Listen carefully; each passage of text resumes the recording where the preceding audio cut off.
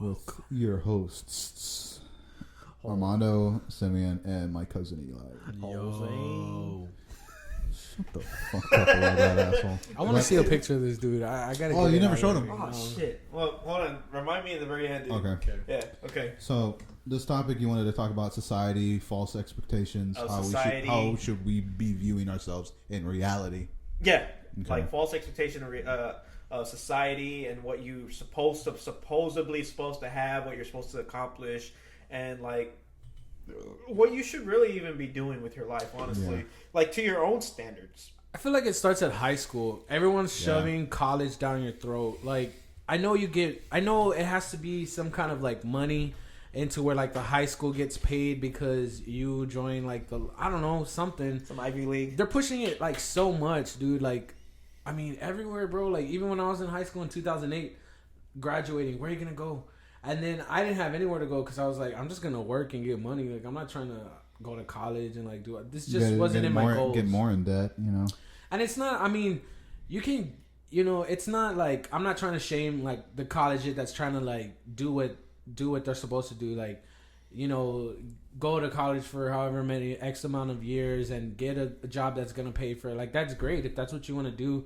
But how is it that like every single student at school has to do that in order to be successful? I mean, fall in line, basically. Yeah, And that's what they sell. does. That's what they sell is like you just fall in and you go to college and you're gonna be successful.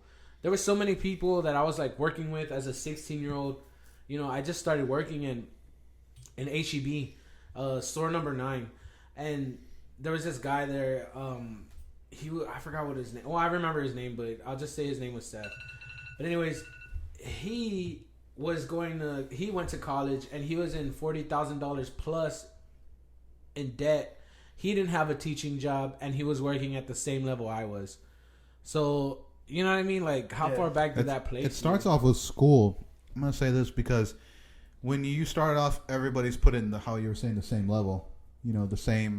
The same teaching, it doesn't work for everybody. That's why some people fail. That's why some people get held back. You're teached it, it's like that one saying that, if you teach an elephant, monkey, goldfish how to swim, Yeah. Who's gonna teaching them all the same? Only the goldfish would like be good at it. Be beating everybody, Yeah.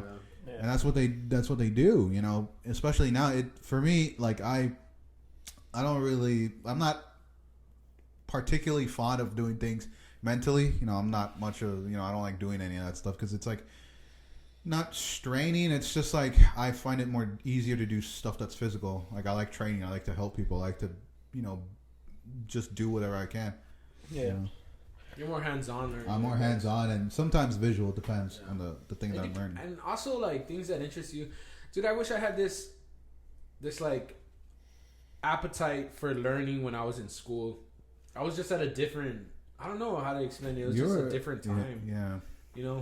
And when you're younger, you don't think of any of that stuff. You just want to chill. You want to hang out with friends. You want to fuck around. I like doing stuff I like to do, but nobody told me, hey, you could turn drumming into music. I started playing drums when I was 14. I quit around when I was like 24, so I gave it 10 years. But it got to the point to where it was just a hobby. It wasn't paying me money, and I needed to make money. I'm an adult. I needed money for something. I need to do something. So I had to use that time for other things. But yeah, I mean, I wish there was like just more. I don't know if it would be like programs or whatever to get kids like thinking outside the box, not just an office job, not just a doctor or whatever. Yeah. You could do a lot of things successfully. And that's what it comes to falling in line. How society views people like that. They just want us to fall in line, do what we do, keep the cog going in the machine, keep whirling it, keep going. Some people fall through. Yeah, I think honestly, man, the false expectations kind of start. I wouldn't say the false expectations start in school. I'll give you that. Yeah. But expectations are honestly like, no bullshit. Expectations are immediately set when you're a child. Yeah. Your father. Once you're like your older brother. Yeah. You're like your older sister. Stop talking about your mother. your father said, Shut the hell up and give me some cigarettes. yeah, like Yeah. all that, dude. All the expectations start immediately as soon as you're a child. I mean, I wouldn't say like expectations are not necessarily a bad thing, like No. because you don't want somebody to like just goof around all the time, like because we see, you and I personally know somebody who had obviously no expectations in life, no bullshit, and this is the other dude, It's free form. Tell him what he threw away. So, this is Hofet Zay. And apparently, no bullshit. I'll never forget this. The band wasn't going anywhere, and it never did. But when it wasn't going anywhere, and it's like, I was about to quit, and I stuck around for a little bit, like 3 more months, and I was like, after I was like, fuck this shit, dude. Whole fat bastard pretty much told Daniel, like, because it was like a pseudo motivational speech where he was all like, "Bro, you don't understand, my love. I threw away a full ride scholarship to become a doctor just so I can be in this band with you because I believe in this band." And then his lover Danny fell in line, and he fell in line. Wait, lover? I make fun of him because like They were close, like they were like a husband and wife. they argued like that, That's like, cute. and it They was, probably were. it was just annoying, man. Like it was that was just an annoying aspect about them, like always fighting. I got to comment on that whenever. Hold on. He was like, so he would use this like pseudo, like, dude, I gave up so much. Like, how dare you how dare you like try to squander the opportunity I threw away? Essentially, it was going on, and I'm like, "Are you serious right now?" And then Daniel fell in love. He fell for it. He's like, "You're right, my love. You're absolutely right. We have to. I cannot quit. I must throw in another $1 billion into this band that's not going to go anywhere." And sure enough, he would pell in all the money again, and the vicious cycle continued, where it's just a bullshit ass practice, and it wasn't even practicing. I'm telling you, we met up. The first thing we went to go do, we went to go eat at Dos Jalisco's right here on 78. Yeah. Oh god. Go eat there. Go bullshit around. Finally get back to the place to go practice, which is Danny's grandma's house, and then tune the instruments for like damn near an hour. Jam 2 hours stupidly. Then go to like Golden Corral or some shit, and then go jam out at Guitar Center.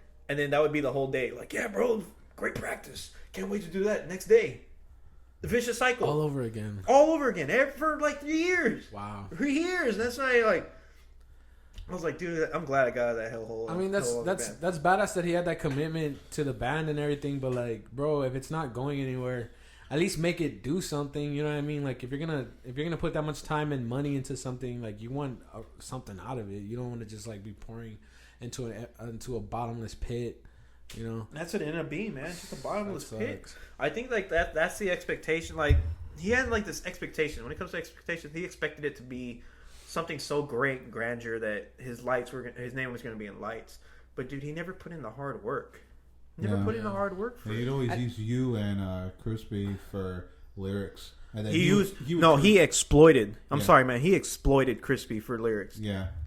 Like his no bullshit. One of his lyrics that he proudly wrote, and he was laughing about it. And then I know for a fact he took offense because Danny was like, "Dude, are you fucking serious?" He was like, "Yeah, man, we're gonna use these lyrics, dude." And like, he got so upset, and then they would go back into their husband-wife mode where like they're arguing and stuff. And like one of his lyrics that he was proud to write was "barbecue chips and big round tits." Wow. And he was proud of that, dude. Like, he was all happy. And then like I showed Crispy that, and Crispy like blew the whole thing out of the water, dude, with his lyrics. And I'm like, dude, that's how you actually do it. Yeah.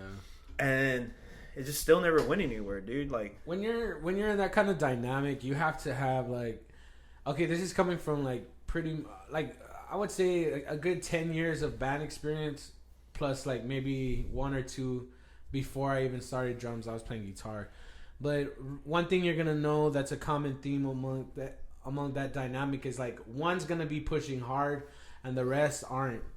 You know what I mean? There's never, the bands that succeed are the ones that are in the same mindset. Like, they all want to do the same things. Like, they have those goals in mind together. Yeah. And if there's not, like, bonded, or you can't even play music together that well, like, it won't go anywhere. Yeah. You won't do nothing.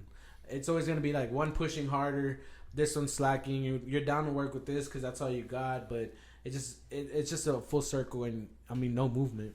Yeah, and to go back on like societal expectations, man, like it frustrates me sometimes that I see people fall into the cycle where like, dude, I gotta have a Tesla. Like, you don't understand, bro. Oh my God, that's Elongated annoying. Muskrat told me that I need to. If I'm not driving a Tesla, I'm a scumbag. Yeah. Not necessarily that, but you know what I'm saying? Like, some people, like, they'll make propaganda for the actual companies pushing already propaganda and, like, this false expectations. Bro, like, look at your clothes. Like, I got what Champion on right now. Yeah. What are you marketing for free? And you're Padre even paying highlight. more Yeah. for that brand. You're paying more for that brand, like shoes. You know what I mean? Like Nike, Converse. They used to be like $40. Now they're like 60 something because they picked up whatever. Like, they're more popular now. Yep. More money. Nike. Everyone knows Nike. It's a check mark. You know what I mean? Like, Jordans. you know, you're paying $100. J's. You're paying $100 for a jacket. You know, you could go to Walmart and get it for like $15. Not for a even cheaper $10. one. I $10. got Yeah. mine for 10. You know, and I'm down for that. Yeah. But you're over here breaking the bank. You know, parents at Christmas. You know, it's that type of year. That too. I want Nike. I'm like, bro, you're paying for that advertisement for them, and you're paying that high number that they want you to. iPhones, you know, all That's that another stuff, dude. bro. That's another thing. You're like buying, and I see that too with cars, man. Like, you buying. Who are you buying this for? A lot of people buy these things to impress somebody they don't like. Exactly. How in the hell does that work, dude? That's why That I- is the. That's I'll tell you why- right now. That is the greatest marketing scheme to have ever been Yeah. thought. I'll give that person that. Competitive buying. I'll give the scumbag whoever made that. Yeah, smart man. Yeah, smart. You are an absolute genius in my eyes. You're still a scumbag though. Like, That's why I wear rags. rags. I don't impress people that are weaker than me. Dude, that's the You thing can't too. lift. Like, You have no opinion to me.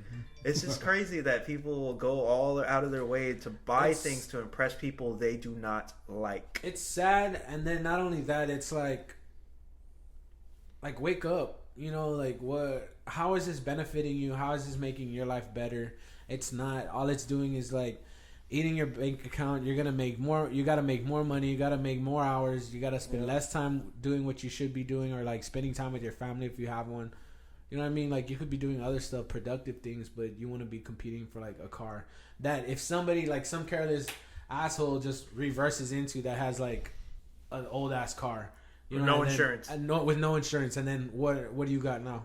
A big payment that you have to A pay. big ass payment that ain't the same. Still got to pay. You got to now you get lawyers if things get bad. Hospital bill if you All don't that have shit. it. If you weren't getting that covered, all of a sudden now it's saying you need to all pick up that the bill shit. and pick up that. Yeah. And it's insane, dude. Like, I don't understand. I can see how people get so stressed out or like suicidal, even like to that point, because it's just like you'd be overwhelmed. I mean, like, if you put yourself in that mind frame, like, you'd be overwhelmed, bro. Like, I mean, where do you go now? You know? Yeah. Crazy.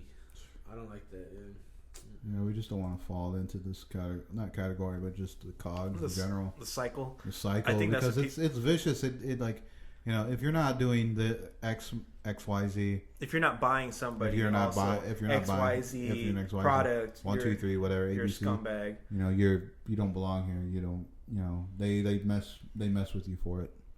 It really is, man. I don't know. So What else? I guess we could end this one. And this one? Yeah, we could talk about something else. Something else. Perfect. Okay. All right. So Any last words to actually people listening who actually stuck around for this and they want to actually get a message or a positive meaning out of this? do what makes you happy. Okay. Don't feel obligated to spend money if you don't have it. Don't get in debt. Deal with what you got to deal with first, and then Start think about spending. tomorrow. You know, Love yourself. Love your family. self love. Yeah. And don't spend money to impress people you do not like. Exactly. Trust me. They don't care. Nope. And you shouldn't either. You're trying too hard. This is Unknown Data Entry. Make sure you like, subscribe, share this video, downvote it, whatever. And we'll see you back next time.